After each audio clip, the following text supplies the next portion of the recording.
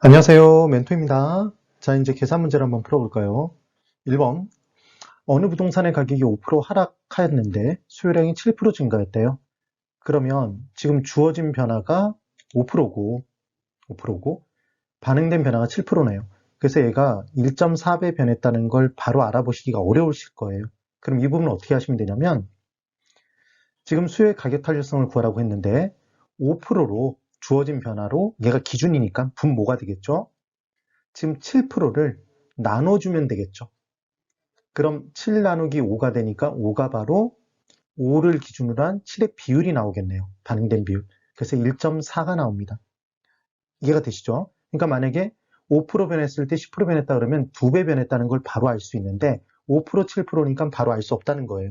그래서 바로 이렇게 주어진 변화를 나눠주면 됩니다. 주어진 변화로 나눠주면 되더라. 기억 꼭 해보세요. 그래서 답은 4번 1.4가 됩니다.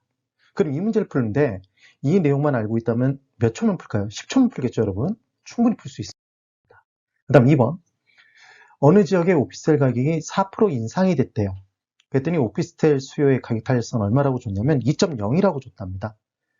그럼 가격이 4% 변했을 때 수요량은 가격의 2배로 변한다는 얘기죠. 사실은 2배 변한다는 얘기니까. 그래서 이 부분에서 오피스텔 수요량의 변화를 물어보면 4% 인상 4%를 2.0에 곱해주시면 돼요. 그래서 2.0에 4를 곱하니까 8이 나오네요. 근데 여기서 인상이니까 얘가 감소가 되겠죠. 네. 지금 김성수 선생님이 지나가셨네요. 그래서 지금 제일 중요한 건 가격이 올라가면 수요의 법칙에 따라 수요량은 감소한다는 게 포인트겠죠. 이 부분을 기억해 주시면 됩니다. 그래서 답은 8%인데 8인데 8% 증가가 아니라 감소라는 걸 기억해 주시면 된다는 얘기죠. 그래서 여기서 절대 공식 하나를 연습해 볼까요, 여러분? 절대 공식 뭐냐면 가격과 소득을 주고 그 다음 소득 탄력성, 가격 탄력성을 줬어요. 그럼 각각 어디다 곱할지만 아시면 된다는 얘기인데 당연히 가격에는 뭘 곱할까요, 여러분? 가격 탄력성을 곱하겠죠. 그럼 반대로 소득 탄력성에는 뭘 곱할까요? 당연히 소득을 곱하겠죠. 되세요? 그러니까 소득의 가격 탄력성을 곱하고 있는 나는 과연 정상인가? 이렇게 한번 생각해 보시면 너무 간단한 얘기입니다. 그럼 뭐가 나오냐면 얘는 수요량이 나오는 거죠. 그때 수요의 법칙에 따라 가격이 올라갔다 그러면 수요량은 감소하는 거고 반비례니까 가격이 내려가면 수요량은 올라가겠죠. 이 부분만 주의를 꼭 해두시면 됩니다. 여기 별표 들어가 있죠. 꼭 기억해 두세요. 그 다음 3번.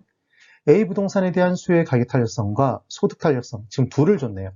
그 다음 0.9, 0.5 각각 가격 탄력성, 소득 탄력성을 준 거예요. 그 다음 A 부동산 가격이 2% 상승했대요. 그럼 지금 가격을 어디에 곱한다고 그랬죠? 가격 탄력성에 곱하죠. 그럼 곱하기 1을 해주면 얘는 1.8이 나오겠네요. 지금 가격이 상승했다 그랬으니까 당연히 수요량은 감소라는 걸 기억해 두시면 됩니다. 이게 중요한 포인트인 거죠. 여기만 안 헷갈리시면 된다는 얘기예요. 그 다음 소득이 4% 증가가 됐대요. 소득은 어디에 곱한다? 소득 탄력성에 곱하죠. 그래서 0.5에 4를 곱하면 2가 나오겠네요. 그때 증가했을 때라고 얘기했는데 소득이 증가인데 정상제라고 얘기했으니까 정상제는 소득과 수요가 같은 방향 움직이죠. 그래서 얘가 증가가 되죠. 그럼 결론적으로는 수요량의 전체 변화율을 따질 때는 마이너스 1.8 이게 마이너스 1.8이 된다는 게 제일 중요한 포인트예요. 플러스 2.0을 하면 0.2가 되겠죠. 플러스 0.2. 그래서 답은 1번이 됩니다. 중요한 건 가격엔 가격 탄력성을 곱하고 소득에는 소득 탄력성을 곱해주는 거죠. 오늘 무려 3번이나 김성수 선생님이 지나가셨네요. 네, 여기까지입니다.